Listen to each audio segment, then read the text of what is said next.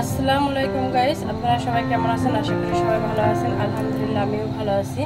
So আমি আপনাদের সাথে নবাবী সিমাইটা আজকে যেভাবে পাকাইতে দিয়েছেন, সো এটা আপনাদের সাথে আমি শেয়ার করতেছি। আমি কীভাবে পাকাই সেটা আপনাদের সাথে শেয়ার করতেছি। তো এখানে দিয়ে দিলাম ঘি। এবার আমি নবাবী সিমাইটা ভেজে নেব। ঘি ভেজে নিলাম আমি ঘি দিয়ে। আপনারা ঘি দিয়ে ভাজবেন, ঘিতে ভাজলে সিমাইটা ভাজবো। এটা হচ্ছে নারকেল।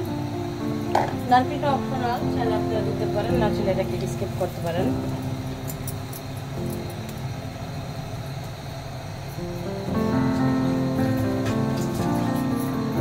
হালকা একটু পানি দিলাম যাতে নারকেলটা পুড়ে না যায়। পানি দিয়ে ভালো করে দিলাম। এখন দিব আমি চিনি।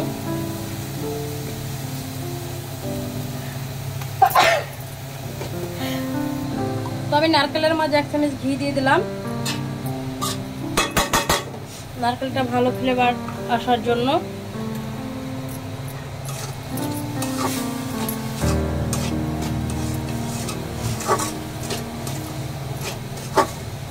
তো নারকেলটা আমি একটু ভেজে এবার লাচ্ছি সিমাইয়ের মাঝে দিয়ে দিলাম।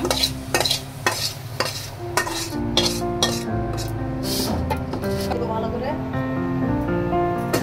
এখানে আমি 1 কাপ চিনি দিয়ে দেবো। আমি সিমাইয়ের সাথে নারকেলের সাথে চিনি দিয়েছি, তারপরে একটু দিয়ে দিলাম। আর দিয়ে দেবো আমরা এখন গুঁড়া দুধ।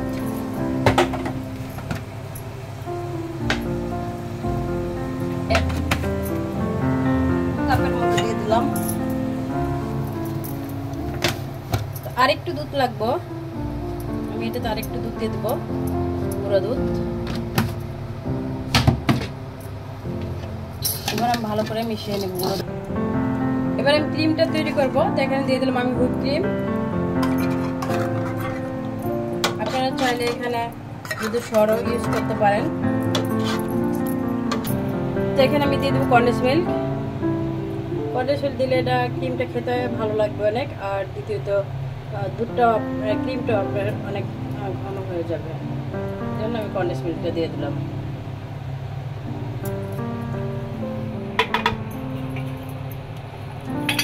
এখন যেটা দিব আমি কাস্টার্ড পাউডার।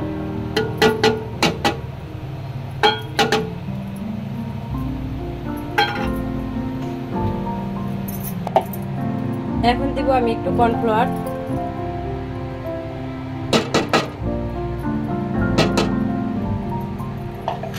সামান্য একটু লবণ, মিষ্টিটা ব্যালেন্স করার জন্য। এটার মাঝে দিয়ে দেবো আমি 1 চামচ ঘি।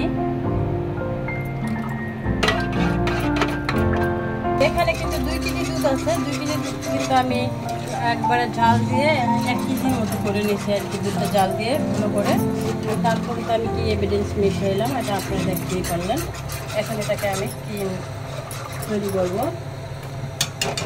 এই সময় আসলে একটা হ্যান্ড উইচ দিয়ে করবেন, হাতের মাঝে করবেন না, কারণ হাত দিয়ে করতে গেলে এটা দলা পেকে যাবে। দিয়ে দিলাম সাথে একটু গুঁড়া দুধ টেস্ট হওয়ার জন্য। আমি কন্ডেন্স মিল্ক দিয়েছি 50%। আবারও গুঁড়া দুধ দিয়ে দিলাম। এই ক্রিমটা খেতে আপনার দুর্দান্ত হয়। নবাবী সিমাইয়ের এই ক্রিমটা ভীষণ মজা লাগে। এরকম একটা ডেজার্ট আসলে ঈদের সময় টেবিলে থাকলে আর কিছুই লাগে না। তো নবাবী সিমাইটা আমি এখন এটাকে সেট করে নিচ্ছি। এটা ক্রিমটা বানিয়েছিলাম, ক্রিমটা এখন ঠান্ডা হয়ে গেছে। তো আমি এইভাবে নিচে বিছাইয়ে নিয়েছি, দেখতেই পারতেছেন। মানে সেট দিয়ে নিয়েছি, দিয়ে দিচ্ছি আগে। সিমাইগুলো দেখেন কত মশমশ, এখনো সুন্দর মশমশ করে। এটার উপর আমি ক্রিমগুলো দিয়ে দেবো। এই সিমাইটা আসলে অনেক ভাইরাল সিমাই, এটা করার এমন কেউ না। আমরা এটাকে অনেক বছর ধরে করতেছি। এটা সবাই করে, প্রতিটা বাড়িতেই মনে হয় এই নবাবী সিমাইটা চলে। অন্য কোনো সিমাই চলুক বা না চলুক, নবাবী সিমাইটাকে সবাই মনে অনেক পছন্দ করে। আর আমি কালারফুল সিমাইটা নিচ্ছি, কারণ আমার কাছে কালারফুল সিমাইটা নবাবী সিমাইটা খুব ভালো লাগে দেখতে।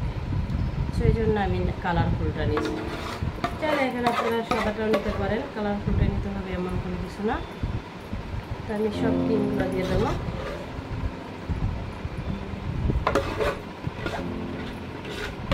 এবার আমি সিমাইটা এভাবে দিয়ে দিলাম একবারে।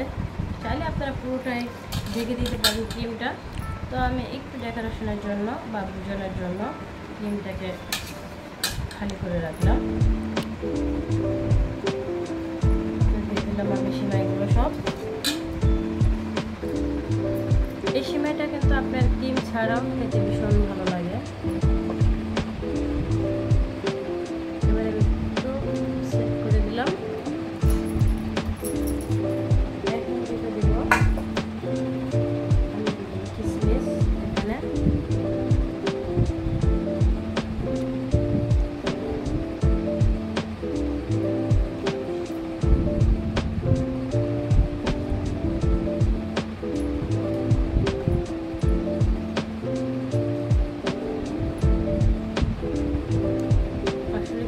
বাদাম ছাড়া কোনো কিছু মনে হয় মজা লাগে না।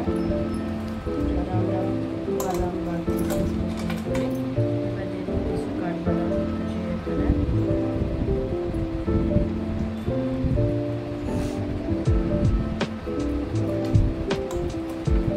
আসলে রান্নার কখনো শেষ হয় না, এক একজন এক এক রকমভাবে রান্না করে। একই রান্না দেখবেন কখনো একজনেরটা আরেকজনের মতো হয় না, বা একজনের হাতের সাথে আরেকজনের মতো লাগে না। তো এখন আমি দিয়ে দেবো এখানে একটু কাজু বাদাম।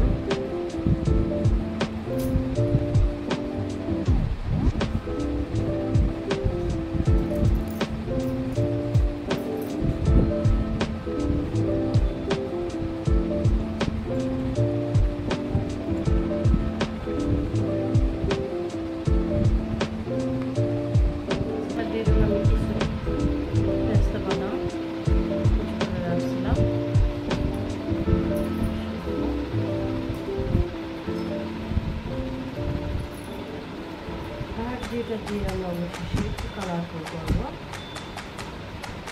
এটা কেন জানি দিতে আমার অনেক ভালো লাগে। এটা দিলে আমার মনে হয় যে সব কিছু দেখতে একটু বেশি সুন্দর লাগে।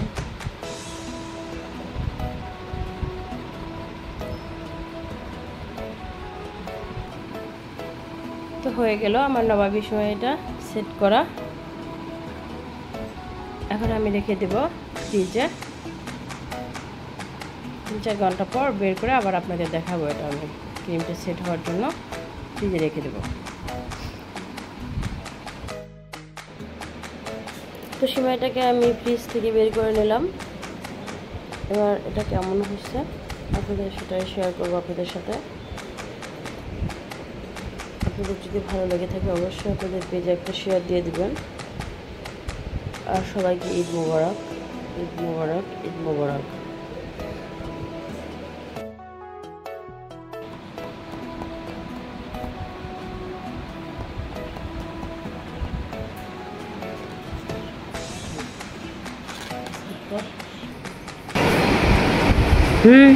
বলো কিছু।